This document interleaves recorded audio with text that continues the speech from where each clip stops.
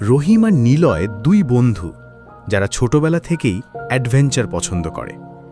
একদিন তারা শুনল গ্রামের কাছে এক পরিত্যক্ত মন্দির আছে, যেখানে কেউ ঢুকতে সাহস করে না। কৌতূহল নিয়ে তারা ঠিক করল একদিন সেখানে যাবে। বেলা নামছিল, তারা মন্দিরের পথে হাঁটতে শুরু করল। জঙ্গল ঘন, গাছগাছালি এতটাই ঢেকেছিল যেন সূর্যের আলো আসতে চায় না। হাঁটতে হাঁটতে তারা দেখতে পেল সেই মন্দিরটা। মন্দিরের দেওয়ালে অদ্ভুত অঙ্কন আর প্রতীকগুলো খোদাই করা। হঠাৎ রহিম মাটিতে একটা গর্তের মতো ছোট দরজা খুঁজে পেল। তারা নিচে নামার সিদ্ধান্ত নিল। নিচে নেমে তারা একটি বিশাল গুহা আবিষ্কার করল, যেখানে ছিল প্রাচীন সোনার মূর্তি। মূর্তির পাশে পড়েছিল এক পুরানো খতিয়ান, যা মন্দিরের গোপন ইতিহাস বর্ণনা করছিল।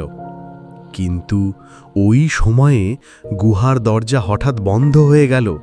তারা আটকা পড়ল গুহার ভিতরে। দরজা খোলার চেষ্টা করতে করতে তারা বুঝল মন্দিরের মধ্যে এক রহস্যময় যন্ত্র চালু হয়েছে। যদি তারা সঠিক সংকেত খুঁজে বের করে তাহলে তারা মুক্তি পাবে। রহিম আর নিলয় বসে বসে ভাবতে থাকল। মূর্তির পাশে পড়ে থাকা সেই খতিয়ানে দেখতে পেল তারা যদি সোনার মূর্তি মাথায় হাত রাখে তাহলেই আবার দরজা খুলে যাবে।